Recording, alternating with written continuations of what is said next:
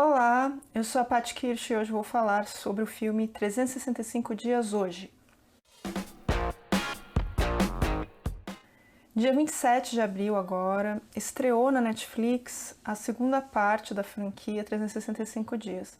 Na época do primeiro filme, que ele estava em voga, eu cheguei a gravar um vídeo falando a respeito, só que eu ainda não havia lido os livros, né? Agora eu já vi o segundo filme e eu já li todos os 3 livros.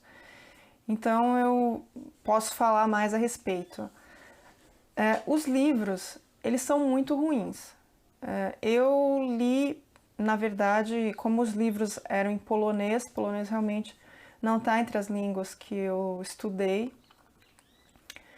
Então eu li uma tradução automática para o inglês, quer dizer, aquelas traduções de Google Translator, né? Então é muito ruim a qualidade desse tipo de tradução. Inclusive tinha vários termos em polonês, eu tinha que procurar porque a tradução automática às vezes deixava, né, algumas lacunas. Então foi uma leitura sofrida e muito chata, mas independente disso, o livro é ruim, tá? Os livros são ruins. Por mais que a autora tenha orgulho por conta do sucesso que acabou fazendo, mas eu sinto muito, a qualidade realmente é muito ruim. Eu não vou falar em termos de escrita, porque como eu não li nenhuma tradução feita por um profissional, nem li o original, é muito complicado eu falar sobre qualidade da escrita. Mas o conteúdo, a história realmente ela é terrível. Inclusive, os filmes já estão bem melhores do que a história. E eu nem falo assim, porque é problemático, né, por conta da questão da síndrome de Estocolmo, que é, na verdade, o fetiche da história, né? A moça é sequestrada por um cara e acaba se apaixonando por esse cara. Mas independente da gente pensar nisso, nessa questão toda do quão problemática a história pode ser, né, independente dos fetiches, a história ela é ruim mesmo. Se você estiver gostando dos personagens, torcendo para as coisas darem certo, etc., o andamento da história é muito ruim, principalmente o último livro. O último livro é absurdamente ruim. Eu não vou dizer como que termina, porque eu sei que tem gente que não leu, que não gosta de spoiler, etc. Então eu não vou dizer o que acontece. Mas é uma história realmente muito ruim. Muitas mulheres que leram falaram disso. Eu via muita gente reclamando, dizendo: não, você não merece ler isso, tal. Então realmente, assim, você vai se decepcionar. Se você ler os 3 livros, você vai se decepcionar no final com a história. Você vai achar que realmente o fim foi muito ruim. Agora, pensando no que está aparecendo nos filmes, né? Nos filmes.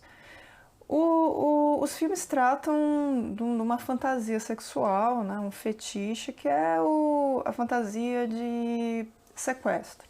Tem muita gente que tem excitação com essa fantasia de sequestro, isso é um fetiche relativamente comum.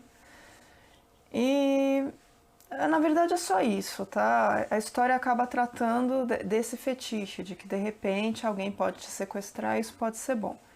É lógico que isso tem a ver com síndrome de Estocolmo, mas isso não é uma temática nova. Essa é uma temática que já aparece no Conto de Fadas, A Bela e a Fera, por exemplo. De repente, né, a Bela está em cativeiro lá e ela descobre algo bonito, né, que a fera é capaz de amar, etc. Né, o amor dela acaba mudando a fera, coisas assim. Hoje em dia muita gente discute o quanto isso é problemático. Inclusive eu acho que é até mais problemático do que um filme adulto, porque esse filme ele é para pessoas adultas, né? A classificação etária dele é 18 anos. Então quem vai assistir sabe que é fantasia sexual, que não é para você querer na realidade passar por isso. Agora a criança, quando ela ouve, né, a história da Bela e a Fera, ela não tem todo esse filtro que uma pessoa adulta tem. Então eu acho que o conto de fadas, às vezes, ele pode até ser mais prejudicial para uma criança do que para uma pessoa adulta, dependendo do que ele está trazendo ali. E não é uma novidade que os contos de fadas são os contos eróticos das crianças, né? E isso eu acho que já é bem pacífico mesmo, já todo mundo sabe disso. Agora, se você vai assistir por uma questão de entretenimento, você vai se entreter, né? Mantiveram o elenco principal do primeiro filme, mantiveram o elenco principal do primeiro filme, né? A Laura, o Máximo, e aí agora colocaram um novo rapaz, né? Um surfista bonitão lá. Ele realmente está no livro, deram uma melhorada na história, em como ele aparece, a conduta dele na história. Porque é uma história de gangsters, né, mafiosos, então não dá pra você ficar procurando gente boa ali. Seria meio que uma história de como os criminosos fazem sexo também. Então, se você vai assistir, assista bem, assim, com a cabeça aberta, pensando que é entretenimento bem transgressor. Eu acho que esse tipo de história tá vindo meio que numa necessidade, digamos, né? Uma necessidade, a gente fala quando tá tendo meio que uma onda. Já faz um tempo que a gente tá vendo nos produtos culturais essa onda de transgressão cada vez maior, né? O Weeknd, por exemplo, é um cantor que veio muito nessa onda, né? Ele faz aquele papel de cafajestão, Zé Droguinha, né? Apesar de ter uma voz linda e ser um cantor muito bom, ele meio que vai para essa onda autodestrutiva, né?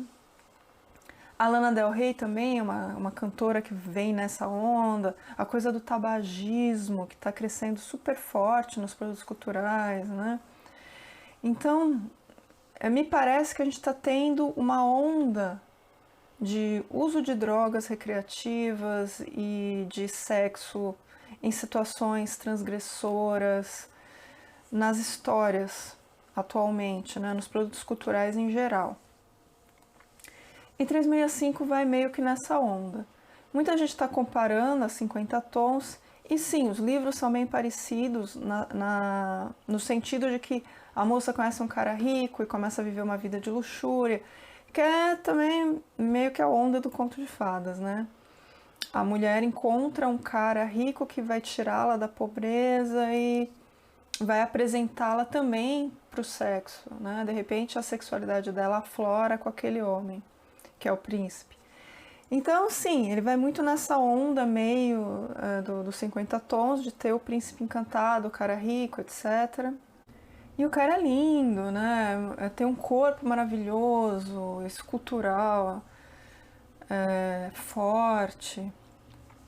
E na cama o cara proporciona muito prazer para a parceira, né? Ele é um cara criativo, que não tem problema de fazer sexo oral. Então, tá muito nessa onda mesmo do parceiro sexual perfeito, né? Então, realmente, sim, por aí. Só que para por aí, eu acho, as semelhanças, né? Porque o Christian Grey não é um criminoso, também não é um cara que sequestra a Ana, não é essa levada. Mas eu acho que tem um pouco a ideia da transgressão que esse homem traz para a vida da mulher. Que inclusive já era uma tendência que tinha começado com Crepúsculo, né? A mulher se envolve com um homem perigoso, de alguma forma, e começa a encontrar a humanidade dele, começa a mostrar que ele é capaz de amar. Essa ideia também não é nova, ela é muito frequente em produtos culturais. Em novela é super comum, inclusive eles fazem muito uma mocinha muito novinha, que fica com um cara bem mais velho e que nunca foi fiel à esposa, e aí de repente ele descobre como que é o amor com essa novinha e tal. Então, na verdade é um monte de clichês que são revisitados com o elemento transgressor. Mas aí a minha opinião sobre esse assunto é a mesma, já desde 50 Tons. Não se sinta culpada se você gosta da história, se você acha excitante, etc. Porque você gostar de um produto cultural não quer dizer que você gosta de tudo nele. Né? Você pode gostar de um filme, mas não quer dizer que você acha que tudo que acontece no filme é legal, que você gostaria que aquilo acontecesse na sua vida. Se fosse assim, ninguém ia gostar de drama, ninguém ia gostar de filme de horror. Filme de horror acontece um monte de coisa horrível. Aí a pessoa vai dizer, nossa, adorei esse filme, matou um monte de gente, né? Adoraria que matasse um monte de gente na minha vida. Não é assim, né? Então, veja com a mente aberta e saiba, ficção é entretenimento, sim.